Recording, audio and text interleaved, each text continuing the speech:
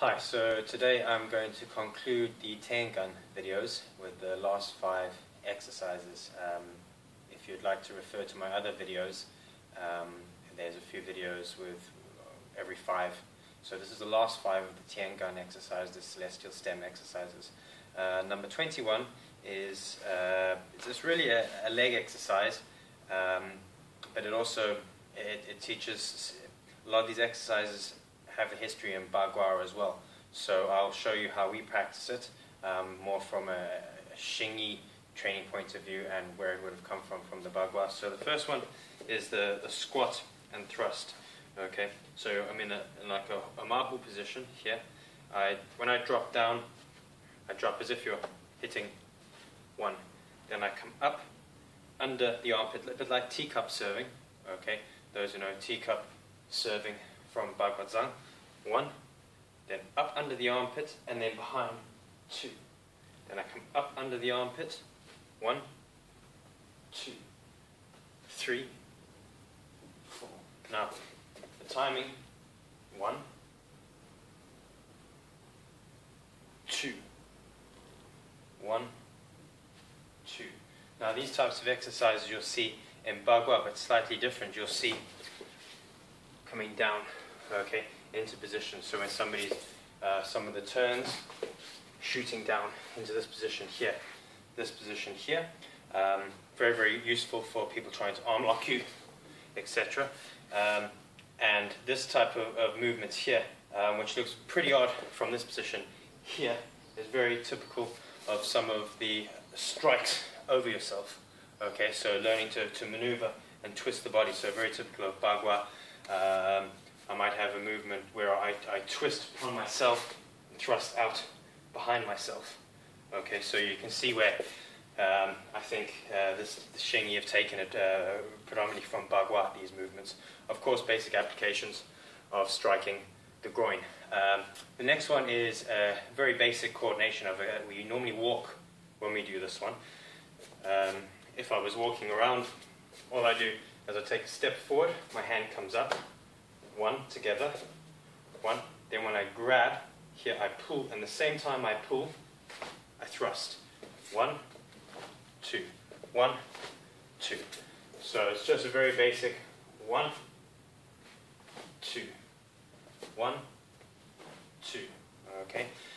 Then the next one is muscle tendon wiping off. So again, we usually walk around the classroom, just ending off the exercises.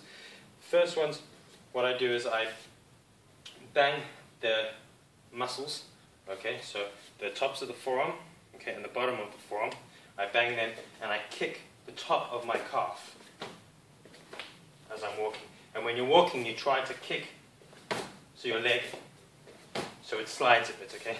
Don't kick yourself over. So the first 2 would be forearm on top of the calf, forearm on top of the calf. The next one here, the tendons, or some people use the bone, okay, and then your Achilles tendons. Muscles, muscles, tendons, tendons, as I walk around.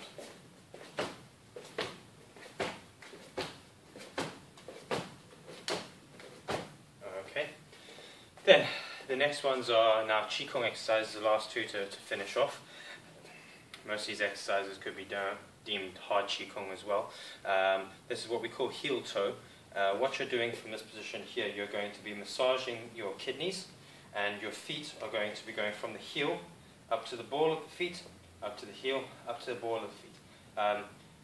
What this does is rolling from the ball to the heel, also rolls over Yongquan. It's a very important point that runs on the kidney meridian, or Jinglua. Okay, very, very important point this. Also, the act of coming up to the heels and back, you'll feel that the tendons and the muscles tense and relax when you do it. So here, I just, as I go up and down, I massage like it is vigorously.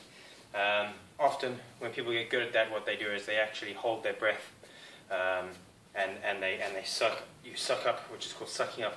You try to pull in your testicles. Okay, you hold your breath. So I'd suck in my testicles, I'd blow down, okay, and also practice exercise. So I'd pull the testicles in, and then very common Qigong exercise. And the last one to end it all off is just what we call pat the head. It's not a conditioning exercise. I'm not trying to get my head ready to be punched. It's just to get the blood flowing, get all the qi and the blood moving around the head, and also wake you up. So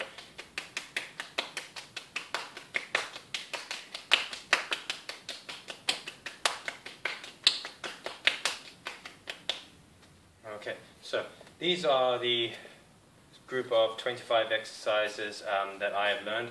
Of course, there's variations of them, and what's important is that you understand why you're doing them. You can do all 25 in one go, or like what I do is I pick one of the 25 exercises if I'm trying to teach a certain principle within a form or an application, so we can take out the exercise, practice it, isolate the skills that you're trying to learn, and then from there go back to the application or in the form and put those skills that you've acquired through just practicing the individual movement, put it back into the form. So the idea is to make use of these exercises. In themselves, they're good exercises, but they're just part of the whole. Okay, so I wouldn't say, I'll just practice all these exercises and you're going to be a great fighter or a great health in Qigong. No, they're just part of the training. So I hope you've enjoyed the series, and I hope some people can take something from it. Thank you.